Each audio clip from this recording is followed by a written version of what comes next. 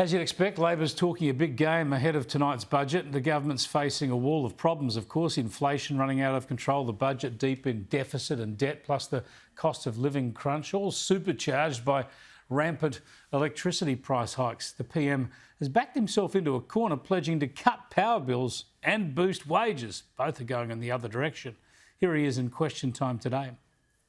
Australians have been waiting for a responsible reforming budget for a decade. And tonight they will see one.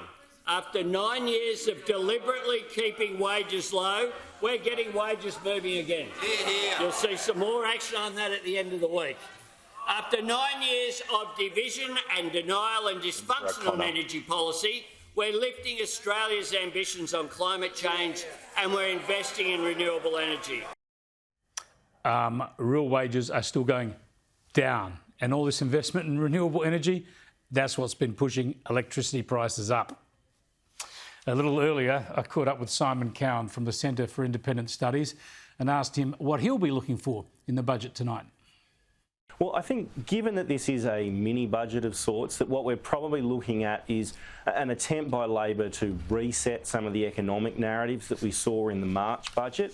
So I think rather than, the sort of usual expectation from a budget is that you'll see a lot of movement by the government following their plans, laying out their agenda. I think in this instance, the interesting question will be, what is the budget predicting for the economy? What are we going to see for inflation? What are we going to see for economic growth? And how those figures will impact the budget bottom line. We've seen leaks so far that the deficit will be substantially reduced. It'll be interesting to see how much of that is spent in this budget. But I think a lot of what's going to come out of tonight's budget will be that narrative about the economy being substantially different than it was in March. Yeah, there's no doubt there's good news in terms of the budget deficit for this year, the stronger economy flowing through. Labor gets to deal with that, so they can't claim any credit for it. But the critical thing surely is inflation. We need to get the inflation monster under control. The way to do that is to pull back on spending. Won't we see an increase in recurrent spending in this? There's every indication we'll see an increase in spending tonight. Certainly we haven't seen any indications that there'll be a substantial reduction in spending of the kind that would take some of that inflationary pressure off. The statements that we've seen from the Prime Minister and the Treasurer in the past have also indicated that significant spending cuts are not really on their agenda. Instead, what we're seeing is flag spending increases in paid parental leave, childcare, and in addition in things like housing affordability. Some of these plans may be of merit, some of them may deliver what they're talking about, but what we're certainly not seeing is the ground being laid for a substantial reduction in spending tonight.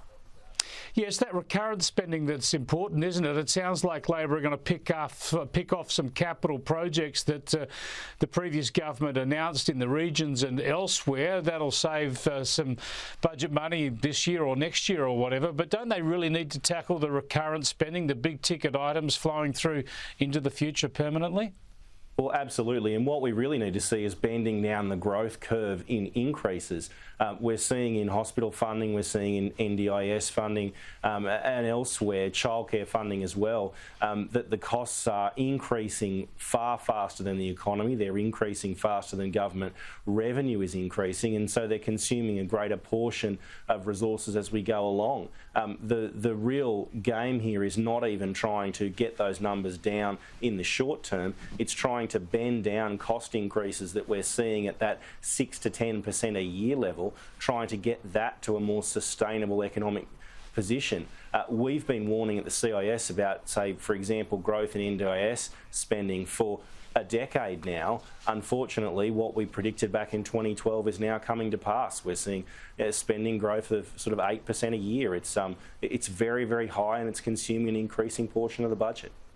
Yeah, this is what really worries me. We got into this massive government growth. I mean, government was growing across this country like Topsy anyway, but the pandemic really supercharged it. And now we don't seem to have the mettle on either side of politics to actually deliver a plan to reduce the size of government. It's still increasing with parental leave and the like. And I just don't think this budget's going to take us in the right direction. The other issue that's crippling for this economy going into the future is electricity prices. Is this government, can this government do enough to get electricity price increases down to actually deliver the decreases in electricity prices that they promised?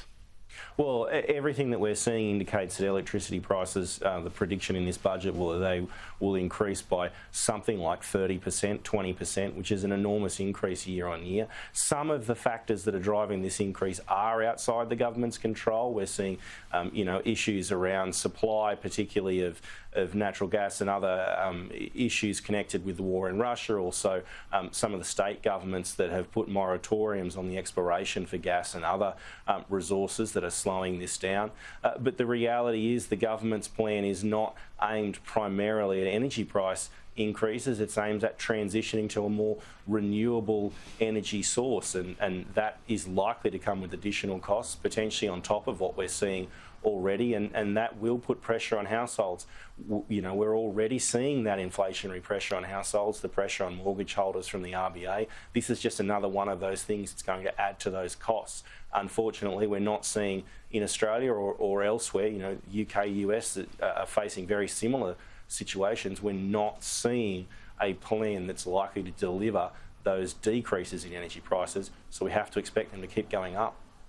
Yeah, it's a big worry, and it'll flow through to everything. And we'll see what happens tonight, and then we'll see what happens in another budget, of course, in May. The real budget, the annual budget in May, will follow not so long after this mini budget. Thanks for joining us, Simon. My pleasure. Thank you.